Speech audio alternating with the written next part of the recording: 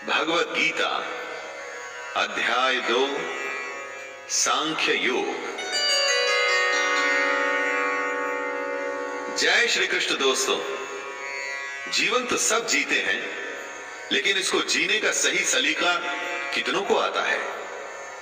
यही ध्येय है हमारी इस गीता का। भगवान श्री कृष्ण को प्रणाम करते हुए अपना कर्म शुरू करता हूं। जरा ध्यान से सुनिएगा। पहले अध्याय में आपने अर्जुन का विषाद, उसका दुख, उसकी दुविधा जानी। अब श्री कृष्ण उसका उत्तर देंगे और इस अध्याय का नाम है सांख्य योग। इसमें अर्जुन की कायरता तथा उसके भ्रम को लेकर विश्लेषण है, उसका एनालिसिस है। दोस्तों, यहां से शुरुआत होती है उस ज्ञान की जिसके लिए भगवत गीता दुनिया का सबसे महानतम ग्रंथ और ज्ञान का भंडार माना जाता है।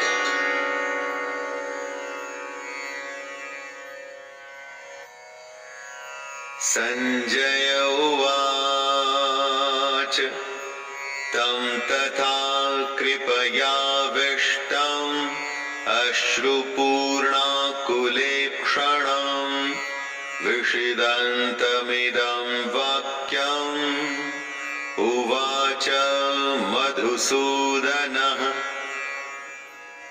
संजय कहते हैं, उस प्रकार करुणा से भरे हुए और आंसुओं से पूर्ण तथा व्याकुल नेत्रों वाले शोक युक्त अर्जुन को भगवान देखते हैं। अर्जुन दुख से घिरा हुआ है, आशा खत्म हो चुकी है, हिम्मत टूट चुकी है, और ऐसे में कृष्ण उसे समझाना शुरू करते हैं। जहां युद्ध का वर्णन होना चाहिए था, वहां दुख और विषाद का माहौल है। अर्जुन की आंखों में आंसू, मन में निराशा है। ये एक बहुत बड़ी हैरानी की बात थी। धृतराष्ट्र या संजय कोई भी इसकी आशा नहीं कर रहे थे। अर्जुन का दुख देखकर कृष्ण उत्तर देने के लिए तैयार होते हैं। दोस्तों, यही है गीता। अर्जुन या हम सबकी शंका और ईश्वर या कृष्ण का ज्ञान। श्री भगवानुवाच कुतस्त्वाकश्मलम् इदं विषमे समुपस्थितम् अनार्यजुष्टमस्वर्ग्यम् अकीर्तिकरमर्जुन। श्री भगवान बोलते हैं, हे अर्जुन, तुझे इस समय असमय में ये मोह किस हेतु से प्राप्त हुआ? क्योंकि न तो ये श्रेष्ठ पुरुषों के द्वारा आचरित है, न स्वर्ग को देने वाला है और न कीर्ति को करने वाला ही है। युद्ध के समय ऐसी शंका, ये तो असमय है। दोस्तों, इस तरह अपने शत्रु के प्रति मोह दिखाने का काम अर्जुन जैसे योद्धा कैसे कर सकते हैं? अपने कर्म से अगर हम मुंह मोड़कर मोह या किसी और वजह से हताश बैठ जाएं, तो वो ठीक नहीं है। इससे कभी कोई लाभ नहीं होता। क्लैब्यमास्मगमः पार्थ नैतत्त्वयुपपद्यते क्षुद्रं हृदय दौर्बल्यं त्यक्तोत्तिष्ठ परन्तप। कृष्ण समझा रहे हैं, हे अर्जुन, नपुंसकता को मत प्राप्त हो। अगर तू युद्ध में आया है तो युद्ध कर, ऐसे डर मत। तेरे जैसे धनुर्धर के लिए ये ठीक नहीं है, सही नहीं कि इस तरह से मन की कमजोरी दिखाओ। दोस्तों, श्री कृष्ण यहां नपुंसकता का अर्थ शक्तिहीनता, कमजोर हो जाना, युद्ध से मुंह मोड़ लेने वाली बात कर रहे हैं। यानी कि जो धर्म कहता है उसके अनुसार कर्म तो करना ही चाहिए। स्वयं को कमजोर मानकर बात को छोड़ देना ये सही नहीं है। बुरे समय में अगर हमें भी जब आशंका सताए, यही बात हमें याद रखनी चाहिए कि मन की दुर्बलता छोड़ हमें सिर्फ उस कर्म के बारे में सोचना चाहिए जो हम करने के लिए आए हैं। अर्जुन उवाच कथं भीष्ममहं संख्ये द्रोणं च मधुसूदन इषुभिः प्रतियोत्स्यामि पूजार्हा वरिसूदन। अर्जुन अपनी शंका के बारे में कहते हैं, हे मधुसूदन, मैं रणभूमि में किस प्रकार बाणों से भीष्म पितामह और द्रोणाचार्य के विरुद्ध लड़ूं, जिनसे मैंने सब कुछ सीखा है, जो मेरे लिए सबसे बड़े हैं, उन पर मैं कैसे बाण चला सकता हूं। दोस्तों, यहां पर अर्जुन का कहना है, उसका संशय है, असल में सुनने में गलत नहीं लगता। अर्जुन जिनकी पूजा करते हुए बड़े हुए हैं, अपने पितामह या अपने गुरु पर वो बाण कैसे चला सकते हैं। लेकिन युद्ध का तो यही काम है। बाण शत्रु और अपने में भेद नहीं करता। जब वो चलता है तो प्राण लेने के इरादे से, जिसे करने में इस वक्त अर्जुन असफल हो रहे हैं। गुरुन हत्वा हि महानुभावान् श्रेयो भोक्तुं भैक्षमपीह लोके हत्वार्थकामांस्तु गुरुनिहैव भुञ्जीय भोगान् रुधिर प्रदिग्धान्। अर्जुन की दुविधा गलत नहीं लगती जब वो ऐसा कहते हैं कि इन महानुभाव गुरुजनों को न मारकर मैं इस लोक में भिक्षा का अन्न भी खाना कल्याणकारक समझता हूं। यहां पर अर्जुन कहते हैं कि इन गुरुजनों को मारकर इस दुनिया में किसी भी तरह का लाभ ले लूं, उसका क्या मतलब है। अपने इन लोगों को मारकर उससे अर्थ और भोग, धन धान्य, ऐश्वर्य, ये सब तो मैं प्राप्त कर लूंगा, परंतु ऐसे भोगों से क्या प्राप्त होगा। दोस्तों, अर्जुन ही नहीं, दुनिया में न जाने कितने लोग ऐसे होते हैं जिन्हें लगता है कि परिवार भी न छूटे और मोक्ष भी प्राप्त हो जाए, परंतु ये तो संभव नहीं। न चैतद्विद्मः कतरन्नो गरीयो यद्वा जयेम यदि वा नो जयेयुः यानेव हत्वा न जिजीविषामस्तेव स्थितः प्रमुखे धार्तराष्ट्रः। अर्जुन कहते हैं, हम ये भी नहीं जानते कि हमारे लिए युद्ध करना और न करना, इन दोनों में से कौन सा श्रेष्ठ है, अथवा ये भी नहीं जानते कि उन्हें हम जीतेंगे या वे हमको जीतेंगे। और जिनको मारकर हम जीना भी नहीं चाहते, वे ही हमारे आत्मीय धृतराष्ट्र के पुत्र हमारे मुकाबले में खड़े हैं। भविष्य में क्या होगा ये तो कोई भी नहीं जानता। विधि ने क्या विधान लिखा है उसके बारे में किसी को नहीं पता, लेकिन वर्तमान में हम जो करना चाहते हैं उसका निर्णय हमारे हाथ में होता है। हमारे कर्म सिर्फ और सिर्फ हमारे ही हाथ में है।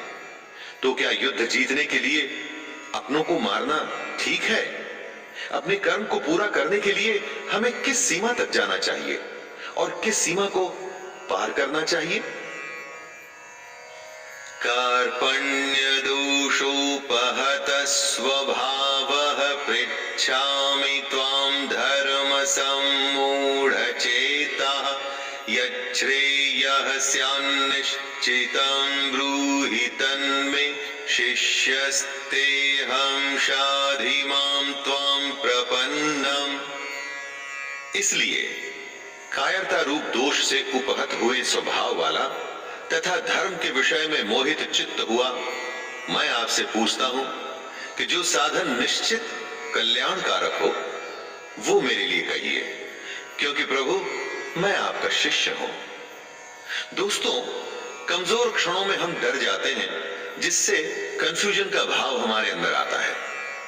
अर्जुन ये मान रहे हैं कि वो कंफ्यूज हैं, कायरता का दोष वो अपने ऊपर ले रहे हैं, और तभी तो ये कहते हैं कि श्री कृष्ण मैं आपका स्टूडेंट हूं, आपको सरेंडर करता हूं, मुझे बताइए कि क्या सही है।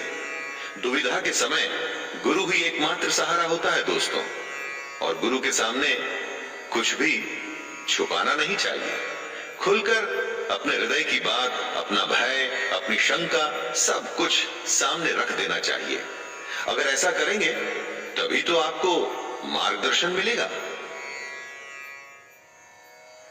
नहि प्रपश्यामि ममापनुद्याद्यच्छोकमुच्छोषणमिन्द्रियाणाम् अवाप्य भूमा वसपत्रमृद्धम् राज्यं सुराणामपि चाधिपत्यम्।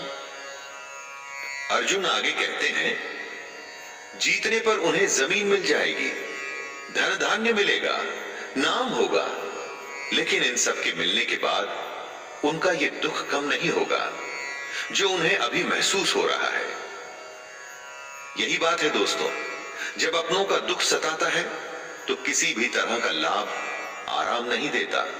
और उससे भी बड़ी बात, अगर आप शोक में हैं, दुख में हैं, तो जब तक उस दुख को दूर नहीं करेंगे, उसकी वजह ढूंढ नहीं लेंगे, उसका उपाय नहीं ढूंढ लेंगे, दुनिया का कोई भी सुख आपको आराम नहीं दे पाएगा।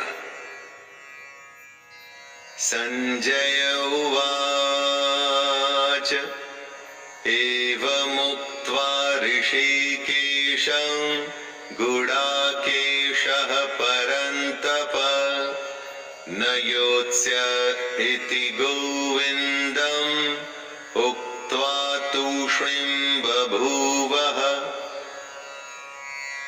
संजय धृतराष्ट्र को बोलते हैं, हे राजन, निद्रा को जीतने वाले अर्जुन अंतर्यामी श्री कृष्ण को फिर से कहते हैं, मैं युद्ध नहीं करूंगा। ये स्पष्ट कहकर चुप हो जाते हैं। यानी निद्रा हमारी नेचुरल आवश्यकता है, इस पर दुनिया में कोई भी विजय नहीं पाया है। लेकिन अर्जुन को ऐसा महान माना जाता था कि उसने निद्रा पर भी विजय प्राप्त कर ली थी। और वो ही अर्जुन निद्रा तो नहीं, अपने मोह, अपने डर और दुख से हारता हुआ दिख रहा है। किस समय कौन सी दुर्बलता हम पर हावी हो जाए और कुछ समय के लिए हम उससे हार मान लें, ये कहना बड़ा मुश्किल है। जब अर्जुन के साथ ऐसा हुआ है दोस्तों, तो हमारे साथ भी हो सकता है। लेकिन अर्जुन उस दुर्बलता को जीत के आगे बढ़ा था और उसी तरह से हमें भी बढ़ना होगा। तमुवाच ऋषिकेशः प्रहसन्निव भारत सेनयोरुभयोर्मध्ये विषिदन्तम् इदं वचः। धृतराष्ट्र की उत्सुकता बढ़ रही है। स्वाभाविक है कि एक पिता होने के नाते धृतराष्ट्र किसको जिताना चाहते थे, ये तो कहने की आवश्यकता नहीं है। वो युद्ध में भाग नहीं ले सकते थे, लेकिन युद्ध की एक एक बात को जानना चाहते हैं। संजय बताते हैं कि हे भरतवंशी धृतराष्ट्र, दोनों सेनाओं के बीच में शोक करते हुए अर्जुन है और उसके सामने अंतर्यामी श्री कृष्ण, जो अर्जुन को हंसते हुए ये वचन बोल रहे हैं। एक तरफ रोता हुआ कमजोर डरा हुआ बालक जैसे कि अर्जुन, और दूसरी तरफ त्रिकालदर्शी कृष्ण है। शायद कृष्ण को इसीलिए छलिया भी कहा जाता था। रोते हुए के सामने इस तरह से कौन हंसता है? और कृष्ण हंसते थे क्योंकि उन्हें वो पता था जो किसी को पता नहीं था।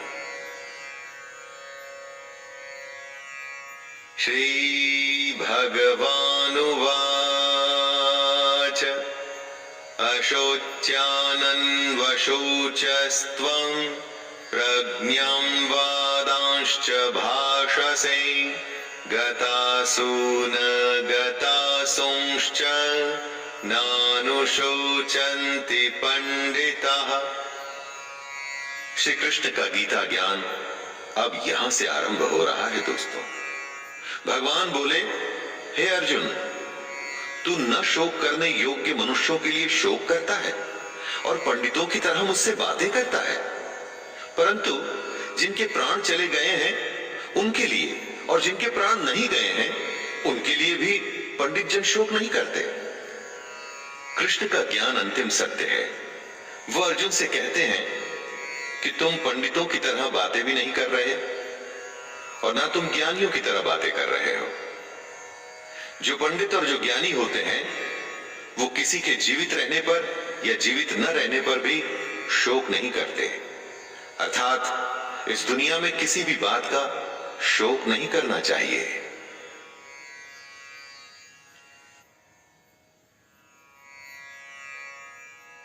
न त्वैवाहं जातु नासं न त्वं नेमे जनाधिपः न चैव न भविष्यामः सर्वे वयमतः परम्।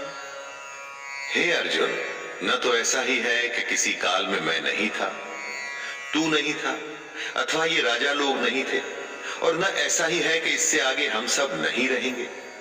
ऐसा कोई समय नहीं था अर्जुन जब अर्जुन नहीं था, कृष्ण नहीं था, बाकी के राजा नहीं थे। हम आते हैं और जाते हैं, फिर से आते हैं, समय का खेल चलता रहता है। अब ये बात अर्जुन या हमारे जैसे दुनियादारी में फंसे लोगों के लिए समझना या समझाना बहुत मुश्किल है दोस्तों, और इसी वजह से कृष्ण हमें बाहर निकालना चाहते हैं।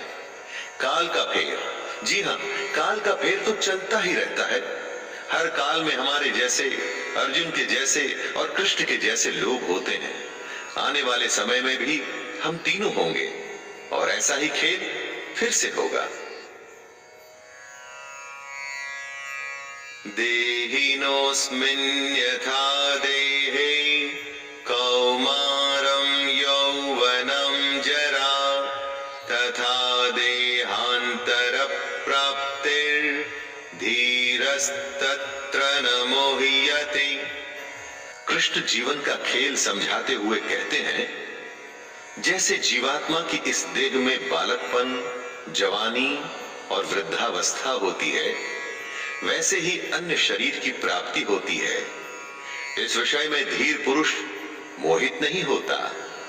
हमारी आत्मा तो वही रहती है, लेकिन शरीर बचपन से बुढ़ापे तक बदलता है। वैसे ही नए जन्म में नया शरीर मिलता है। दोस्तों, कृष्ण कहते हैं कि बदलाव प्रकृति का नियम है। जो अभी है वो अगले पल बदल चुका है। आपको चाहे वो दिखे या ना दिखे, आप उसे महसूस करें या ना करें, जब बदलाव नियम है, ऐसे नियम के लिए फिर दुखी क्यों होना? जो नहीं बदलता उसे कहते हैं आत्मा। आत्मा की इस परिभाषा को ध्यान से समझ लीजिए। शरीर बदलता है दोस्तों, आत्मा कभी नहीं बदलती।